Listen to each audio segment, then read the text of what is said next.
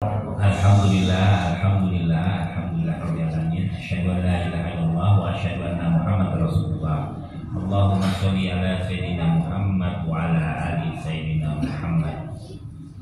Bapak Ibu jamaah Masjid As-Sofa yang kami muliakan, sebelum kita memulai acara kajian bulanan yang sekaligus sebagai acara maulid di masjid. Assalamualaikum warahmatullahi wabarakatuh. A'udzu billahi minasy syaithanir rajim. Bismillahirrahmanirrahim.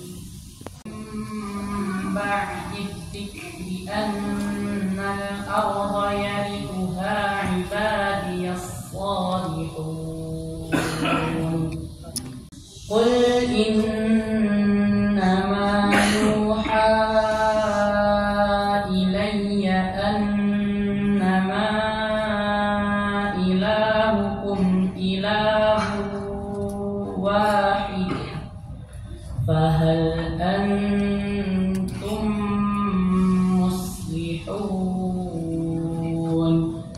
Sadaqallahul azim.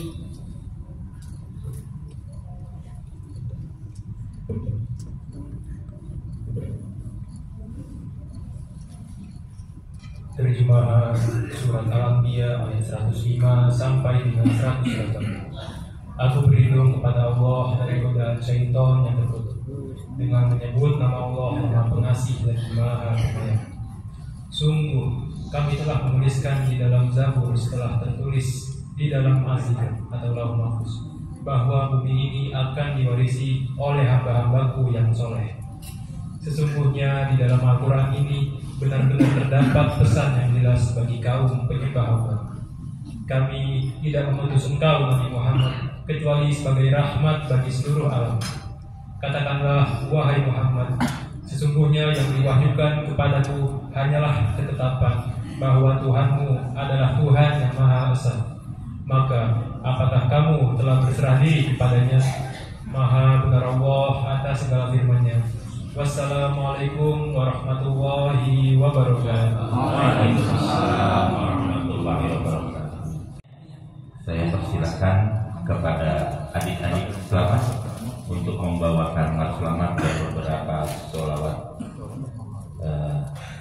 pada Nabi kita Rasulullah Muhammad. Assalamualaikum warahmatullahi wabarakatuh. Ini dari anak-anak selamat akan membawakan salawat-salawat kepada baginda Rasulullah Sallallahu Alaihi Wasallam.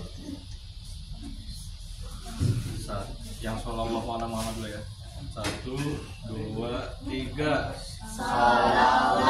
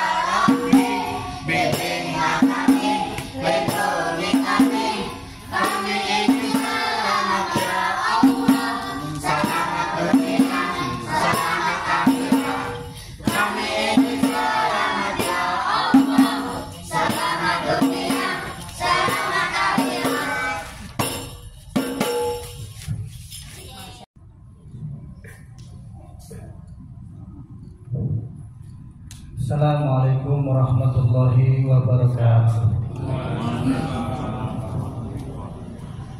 Alhamdulillahirabbil alamin. Wassalatu wassalamu ala al-habibil amil amin sayyidina wa maulana Muhammad al-hadi ila siratal mustaqim wa ala alihi wa sahbihi ajma'in. Amma ba'du fa ya ahbab Rasulillah sallallahu alaihi wasallam. Assalamu alaikum katabarukum ala nafsir rahmah annahu man minkum su'an bijahalah thumma taba min ba'di wa aslah fa annahu ghafurur rahim.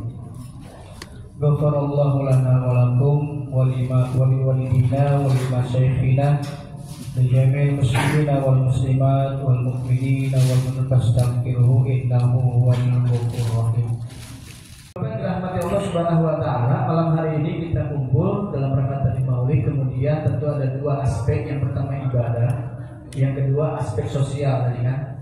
Ibadah mungkin kalau kita mau ngikutin Rasulullah jauh Pak Bu, saya nggak berani juga ya untuk menerangkan tentang ibadahnya Rasul, karena memang nggak bakal kejar kita tuh, susah ibadah Rasul tuh ya. Maka kalau saya sering bilang kemana-mana jangan ke Rasul, kejauhan ya, ke guru kita aja dulu. Itu pun juga kadang kita nggak kejar juga tuh guru kita ya.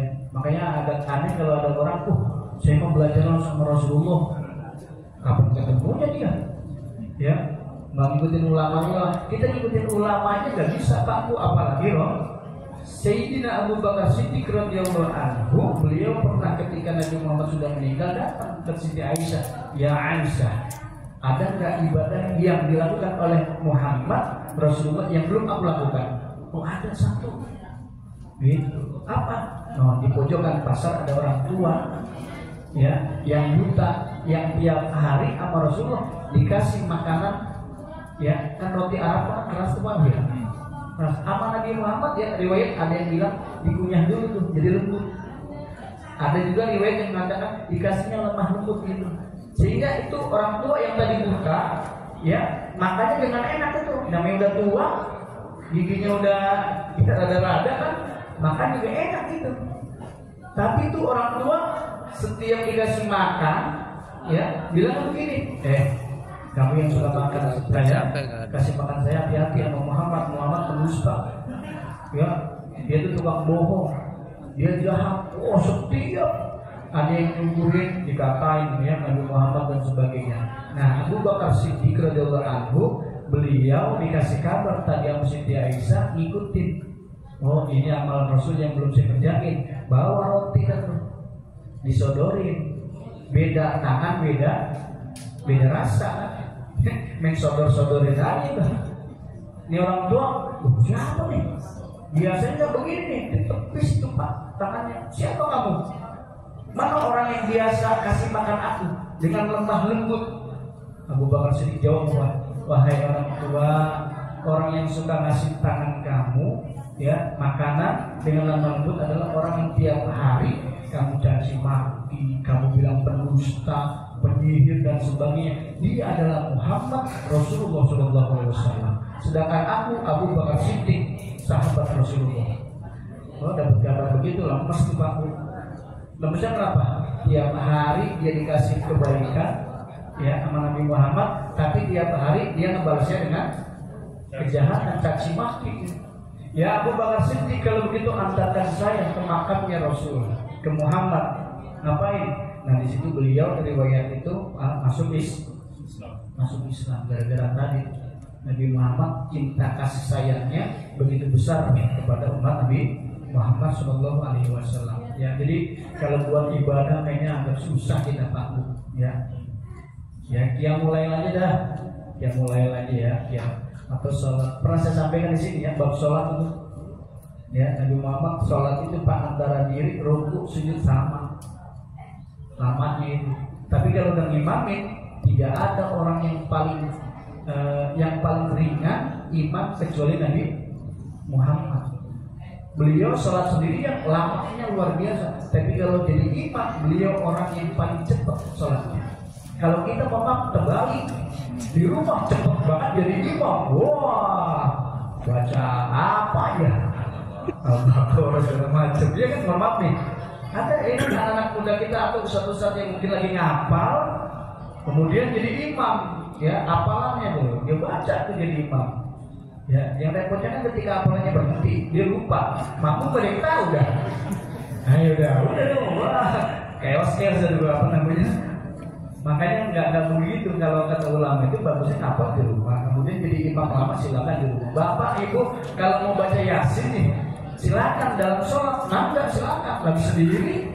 Atau mungkin misalnya bapak yang imamin istri, bilang dulu, Bu, saya lagi ngapal yasin nih, boleh nggak? Ya rakaat pertama saya baca yasin. Kata ibunya, oh, silakan Pak. Oh, mantap begitu tuh. Assalamualaikum, ibu kemana nih? Udah nggak ada. Ibunya udah bubar. Saya sholat sendiri aja udah pada kagak kuat gitu kan. Artinya apa? Kalau mau lama silakan di rumah, ya di rumah. Jangan terbalik, ya jangan terbalik. Ya ini saya perhatikan banyak ibadah yang sekarang kebalik, kan? Ya banyak yang kebalik. Ya sholat tahajud rajin kok dia suka ya. Duha rajin kok dia zuhur kagak terbalik itu. Ya sunnah yang terbaik itu sunnah yang nempel sama yang wajib.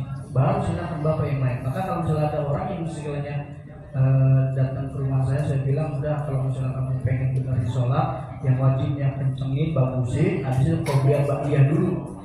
Qobliyah baqiyah udah gitu, udah istiqomah baru nambah yang lain. Gitu. Ya. Nah, jadi kalau untuk aspek ibadah Nabi Muhammad ini agak kejauhan dan kita nggak bisa apa namanya ya mengejarnya ya. Tapi minimal kita tahu apa yang pernah dilakukan Nabi Muhammad. Ya, beliau malam aja kan kalau sholat pada kakinya pada bengkak. Ya rakaatnya baca surat Al-Baqarah coba Pak. Rakaat pertama mereka sampaikan di sini ada sahabat nih. Tuh Nabi Muhammad di sholat malam nih ikut. Allahu Akbar. Rakaat pertama Bismillahirrahmanirrahim. Alif Lam Mim Al-Baqarah. Sahabat tuh Al-Baqarah nih. Dikira cuma separuh. Sampai akhir coba lupa. Pas di akhir di ujung kata sahabat udah kali ya disambung lagi Al-Imran. Bapak kira-kira bisa di masjid nih ada yang imam begitu gimana nih Pak? Kosong. Saya yakin besok sepi udah. Wah gua kapok soalnya lama banget gitu. Lama udah gitu Al-Imran udah selesai di ujung Pak. Nggak penting tuh Nabi Muhammad baca lagi terus.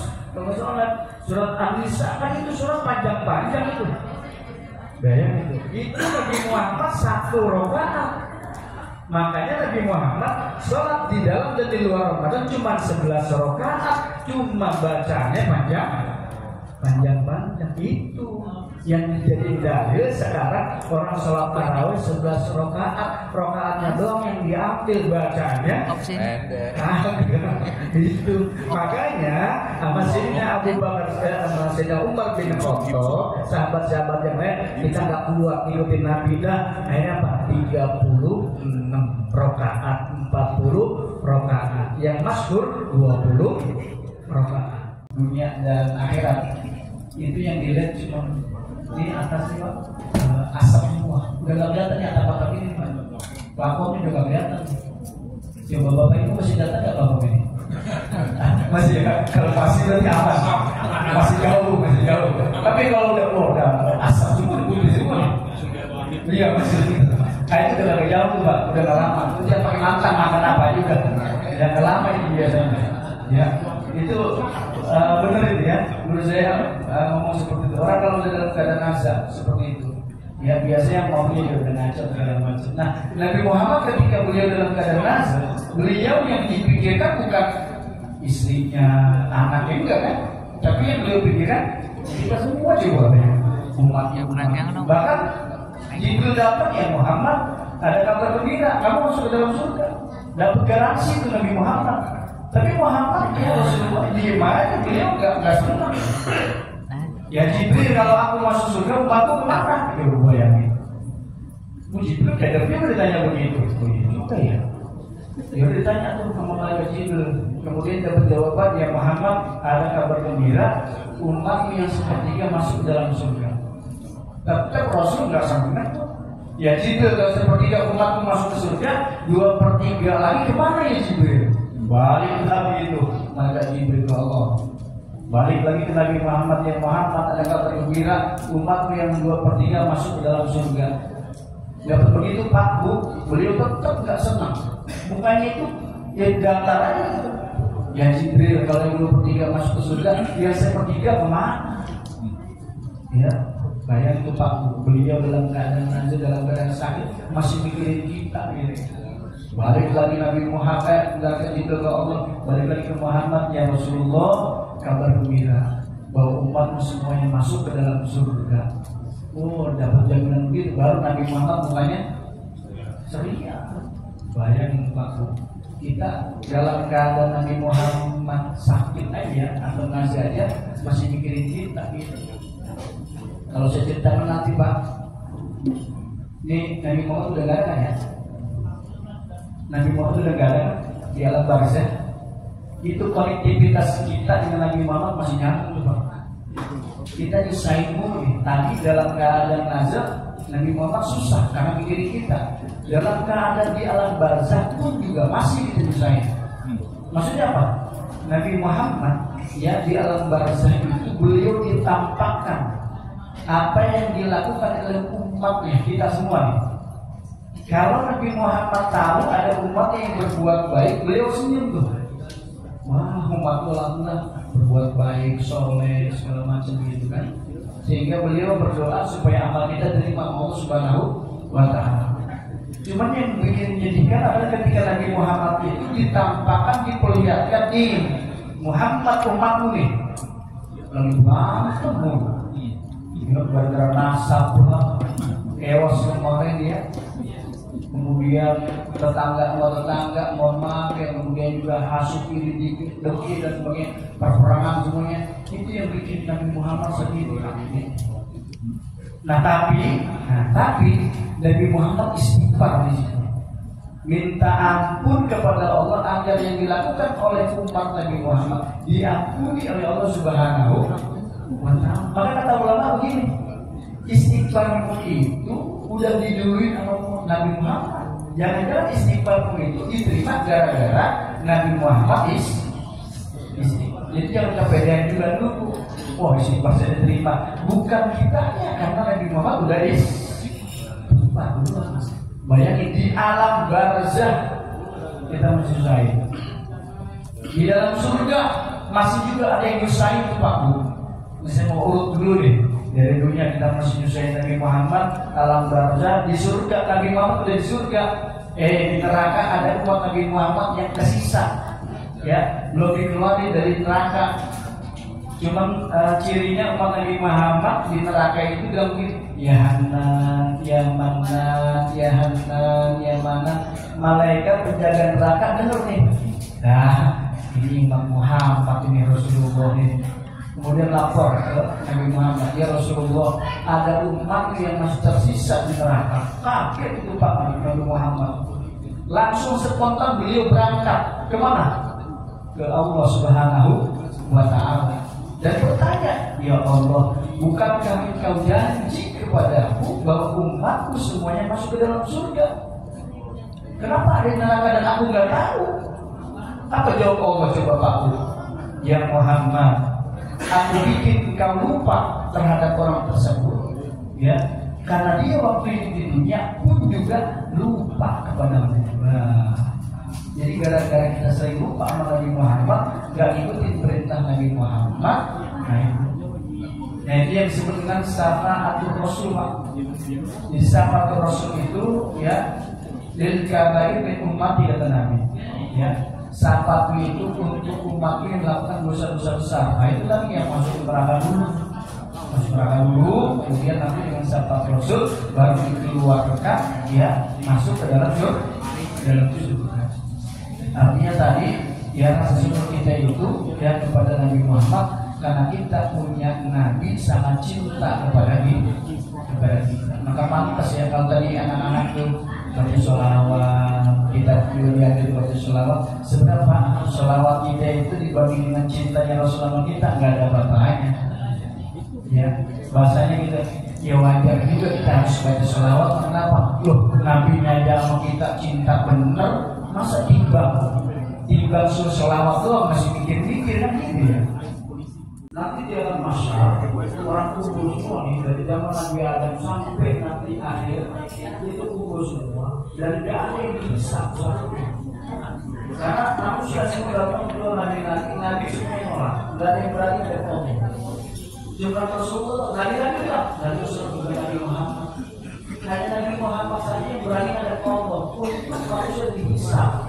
Nah ketika Nabi Adam itu namanya syafa'atul Rasul. Rasul itu syafaat agung. Nabi memberikan syafaat pertolongan buat umat manusia semuanya. Jadi syafaat itu artinya pertolongan. Ya, sifat itu tadi Nabi minta ke Allah. Ini jangan lama ya Allah kesian orang kan para masyarakat kita gitu. Dalam karena Tuhannya dan sebagainya. Dan itu lama nunggu dihisab. Nah, Nabi datang ke Allah. Pada saat itu baru dihisab. Nah, ada syafaat yang kedua, syafaatul Rasul. Syafaatul Rasul itu adalah syafaat Nabi khusus untuk umatnya. Dan nanti tiba-tiba bisa tahu abad tadi banyak tuh Pak. Nanti ada Nabi ngasih rekomendasi syafaat ke ulama mensyafaati murid-muridnya. Bahkan nanti teman dengan teman bisa. Kita pada saat kita kumpul di dengan muka semuanya. Mohon maaf misalnya dia bilang bapak nanti di surga tidak saya. Kemana nih hadir saya? Kok nggak ada di surga nih? Tanya ya Allah, Ustaznya hadir saya kemana nggak di surga? Coba cek neraka misalnya itu. Dia Ustaz pada neraka misalnya. Nah bapak sebenarnya ibu bisa Pak ini guru saya dulu ngajarin saya apa isono? Tolong supaya guru saya dikeluarkan. Itu namanya syafaat orang-orang baik kepada yang lain itu ada. Jadi kalau misalnya diharapkan bahwa kita nggak akan masuk susah ya. Jadi syafaat itu bukannya sifatnya bukan wajib ya, bukan wajib. Ini bukan hukum soalnya, tapi itu nanti ada pembahasannya panjang ya, yang syafaat itu banyak. Ya tapi syafaat yang mulia itu ya yang agung dan masuk dari Rasulullah. Jadi ada 3 umat Nabi Muhammad itu masuk. Ya itu ada dalam kitab Syafatul Muhammadiyah.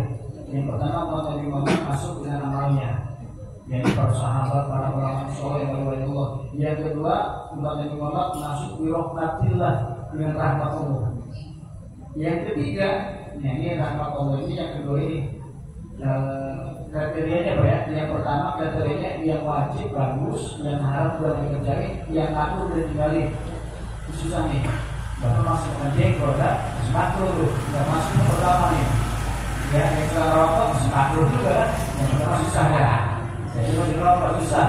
Nah yang kedua nih yang dapat masuk surga dengan rahmat Allah itu orang yang dia wajib bagus, yang haram terjadi, ya, yang makruh masih goyang dikit, gitu kan? Yang mubah masih kerjaan banyak. Nah ini yang kedua dengan rahmat Allah. Yang ketiga ini syafaat Rasul namanya. Ini tadi kita bicarakan syafaat Rasul itu karena Nabi dia syafaati lil kabair umat syafaat itu untuk umatku yang doyan berbuat dosa di sana. Nah, riwayat yang tadi disampaikan nanti orang-orang dari umat Nabi Muhammad yang mengatakan dapat syafaat Jadi kalau harap Presiden umat Nabi Muhammad yang kalah ya.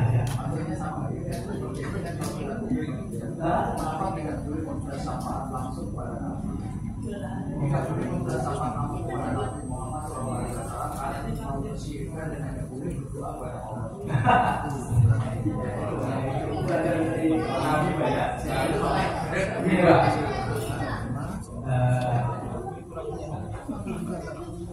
ini kan sahabatnya, kita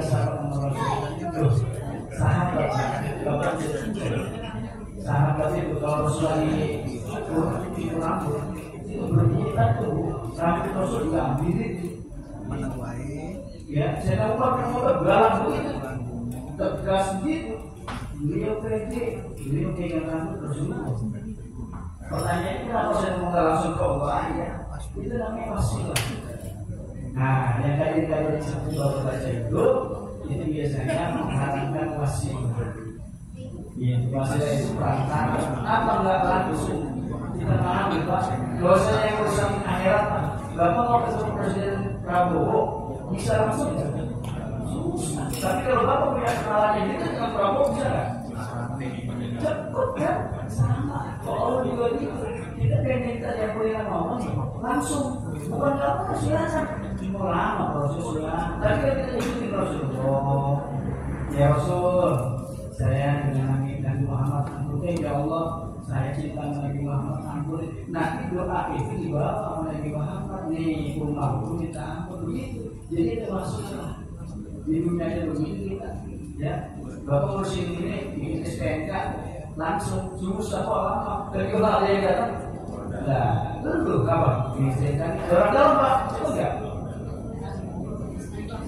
Iya itu, ya konektif.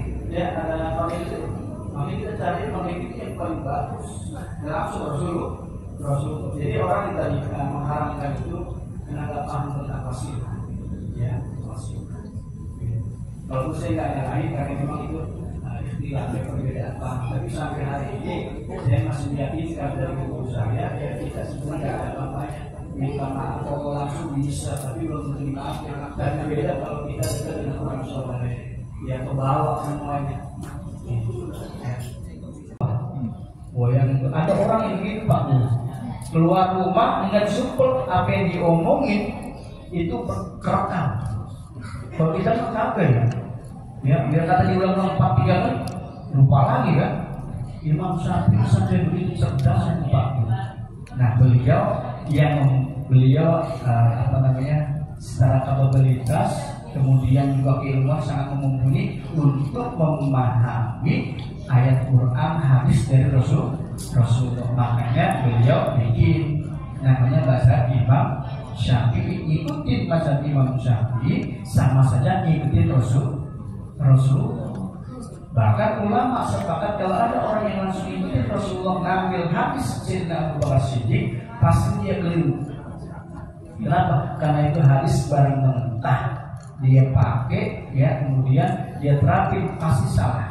Tapi kalau kita ikutin Imam Syafi'i guru-guru kita nanti ada silsilah namanya silsilah Zahabiyah. Nah itu dari silsilah saya punya guru nyambung ke Rasulullah aman makanya patuh ya. Kenapa? Karena memang silsilah itu bagian daripada agama Ya kita bagaimana guru kita tapi belajarnya dari mana. Nah itu tanggung jawab di hadapan Allah Subhanahu wa Ta'ala. Ya.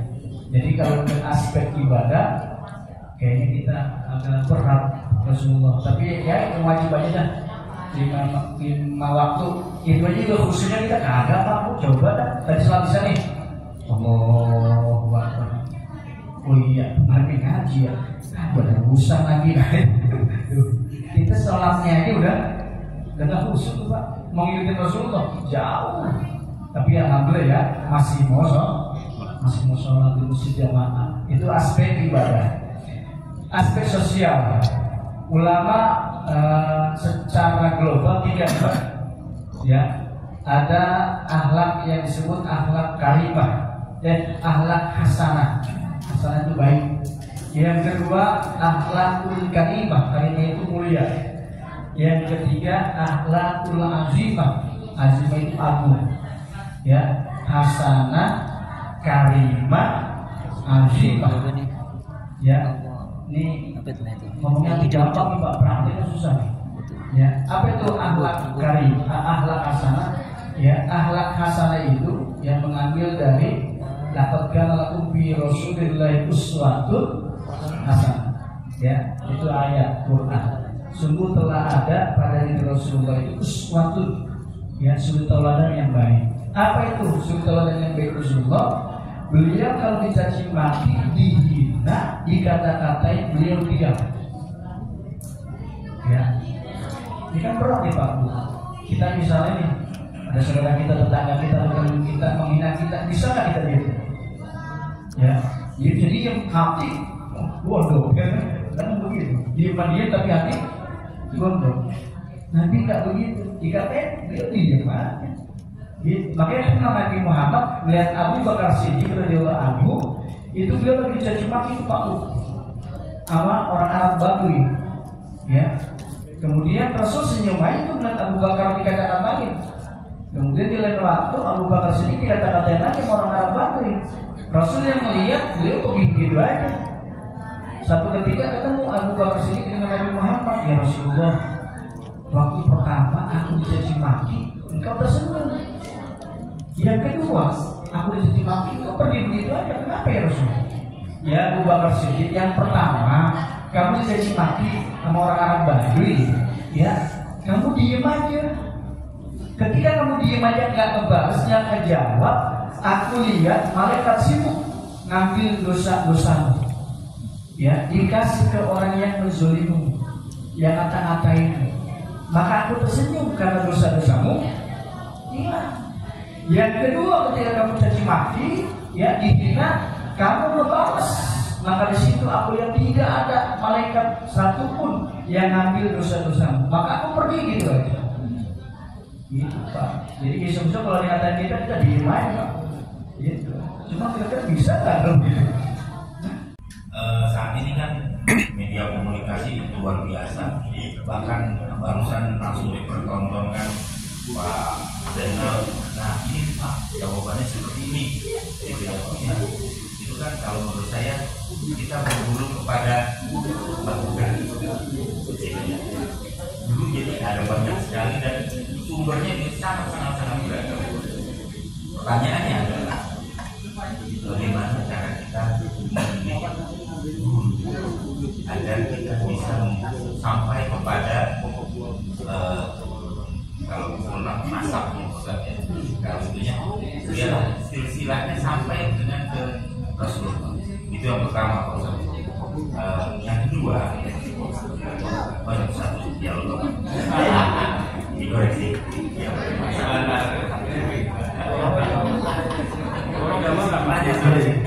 Kriteria dulu ya, simpel ini. Kalau kita datang di sini dulu mau belajar atau tidak, tanya yang dulu motornya di mana, belajarnya di mana, belajar di mana, motor di mana. Kalau rekomendasi buat itu, saya juga ada beberapa teman dari Pondok, kemudian juga dari Bosok dan sebagainya. Atau juga mungkin namanya yang sebenarnya itu kalau penanya dan mengetahui di situ jawabannya itu pasti ada marji. Marji itu ada kitabnya dari mana, kitabnya dari mana. sudah valid. Yang lainnya saya dari penulisan karena tadi ketika menafsirkan ayat atau membahas satu hadis, ya itu senantiasa keluar dari jalur yang kita ulama sepakat ulama. Contoh begini, biasanya pemahaman tadi seperti yang tadi dijelaskan ya. Ada begini, Nabi Muhammad itu menginginkan semua umatnya masuk surga. Tapi beda, kalau ada umat Nabi Muhammad yang pengen umat Nabi Muhammad itu masuk neraka. Itu bisa ketika dia menyalahkan temannya atau sesama muslim kemudian sampai keluar, oh kamu sesat, kamu sudah bid'ah, kamu neraka, gitu. Kok bisa dia menerakakan umat Nabi Muhammad yang pada umat Nabi Muhammad itu apa? Nabi Muhammad sendiri pengennya umat semua masuk. Contoh misalnya sedikit bahasa yang ambil dari tahlil. Tahlil itu kan misalnya ada hubungannya dan sebagainya, padahal yang tahlil itu kan memang ada lima selain dari itu. Cuma memang dari kebiasaan kita itu. Selama itu jadi kebiasaan yang itu baik, tidak bertentangan dengan syariat. Kalaupun tidak belum ada contohnya, ya al-adatul muhakamah nanti pakai usul fikih. Kebiasaan satu kampung, satu masyarakat itu dihukum, silahkan selama dalamnya baik. Maka saya kasih tahu kalau masalah tahlil ini bid'ah neraka, berarti orang tersebut sudah mendorong umat Nabi Muhammad berapa juta itu yang masuk neraka. Secara logiknya gitu, ya. Tapi yang jelas semuanya dilakukan oleh orang Indonesia masyarakat ini memiliki ulama-ulama yang berbasis dari Quran dan hadis, ijma dan qiyas. Jadi bukan Quran hadis doang, Pak, maaf, Quran hadis doang kurang. Ya, itu referensi utama, silakan. Quran hadis, tapi ada ijma, ada qiyas. Qiyas contohnya begini, Pak, di masyarakat kita yang banyak ini. Orang masuk meninggal kemudian dikuburkan. Wah, ini gak ada dalilnya ini. Gak ada dalilnya masuk liang lahat diajarkan dan diikomahkan. Memang ada dalilnya, Pak. Beberapa tidak ada dalilnya. Tapi ulama-ulama fikih di masa dalilnya ini kias. Namanya kias dulu. Kias itu ada perbandingan. Nanti ada kias aulawi dan sebagainya.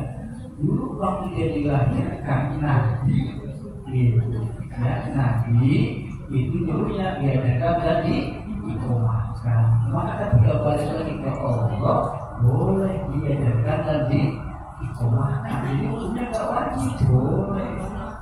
Itu namanya kias. Tapi yang nggak pakai silakan. Tapi jangan mengharapkan karena itu istihadnya ulama. Kalau belajar usul fikih, istihadnya ulama nggak ada yang salah. Karena nanti berbasis tetap ilmu pengetahuan yang tanggung jawab adalah kan supaya mutlak yang pakai Imam Syafi'i, Imam Malik, Imam Hanafi, Imam Ahmad bin Hanbal. Dan saya tadi konteksnya. Kalau tidak sampai itu dosa ketika Nabi Isa ini konsep Kristiani itu ya kan Kristiani kemudian bahwa dosa-dosa itu sudah ditanggung oleh Nabi Isa, maka penulisan dosa ya riwayat dan sebagainya seperti itu ya. Jadi total orang-orang yang berbuat dosa segala macam itu ya selamat gitu kan. Nah, konteksnya bedanya adalah kalau sama Rasulullah itu menjadi kabarin nanti di kiamat di dunia ya itu belum berlaku. Jadi gak aman juga, tetap gak aman. Ya kalau tadi dunia ini udah aman kan? Orang gue setia nanti tak mau misalnya maksudnya dan sebagainya nanti mungkin mau apa selesai urusan ya kan tadi udah bersih lagi. Maksudnya nggak begitu, ya sabar itu tidak pasti. Satu tetap satu tidak berlipat. Yang kedua amal soleh harus dikerjakan dulu. Jadi amal soleh dikerjakan kemudian semaksimal mungkin dosa tidak dilakukan. Kalau terjadi dosa ya memang seperti kita ngomong dosa ya, langsung diiringi dengan istighfar. Lupa istighfar karena mungkin ketika ada orang yang berbuat dosa kemudian ya dia belum sempat tobat, tapi dalam keadaan berbuat dosa, maka masih sudah khotimah tapi masih muslim.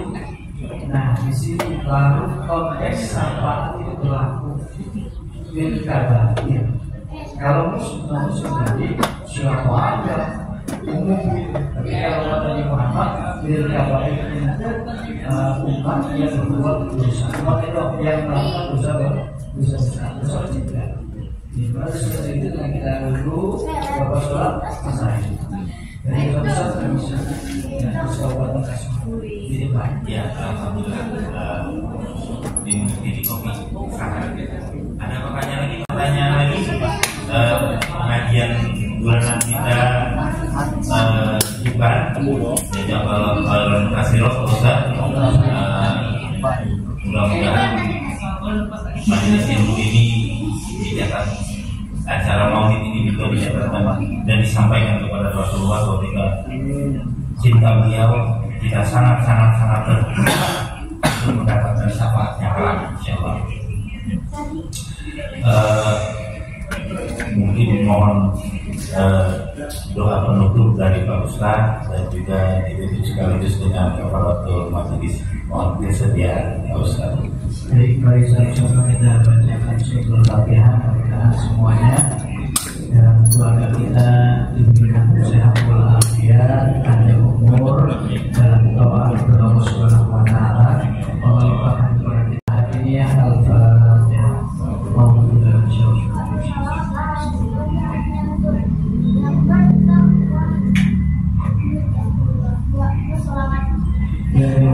Bismillahirrahmanirrahim. Allahumma sholli ala sayyidina Muhammad wa ala ali sayyidina Muhammad. Allahumma ja'alna hadina mahdi wirtorina wa lamudinin salman li awliyaika wa dhalli a'daika muhibban durubika man ahabbaka wa du'ani biyada wa man khalafaka.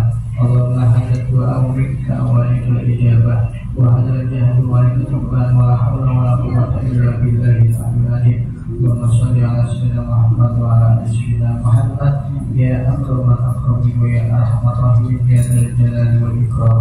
Allahumma in kunta qadtana bi ahli sa'adati fa ahbibna biha ya Allah. Wa in kunta qadtana bi ahli sabr wa min min asya wa ahbibna bil syuhada fa innaka taqum wa tasha wa innaka umul kitab. Rabbana hab lana min azwajina wa dhurriyyatina qurrata a'yun waj'alna lil muttaqina imama. Rabbana atina fid dunya hasanah wa fil akhirati hasanah wa qina adzaban nar. Wa sallallahu ala sayyidina Muhammadin wa ala alihi wasallam. Subhana rabbika rabbil izzati wa salamun alal mursalin walhamdulillahirabbil alamin. Terima kasih atas segala perhatiannya dan bermaaf pada kekurangan. Ihdinas siratal mustaqim. Wallahu a'lam. Assalamualaikum warahmatullahi wabarakatuh.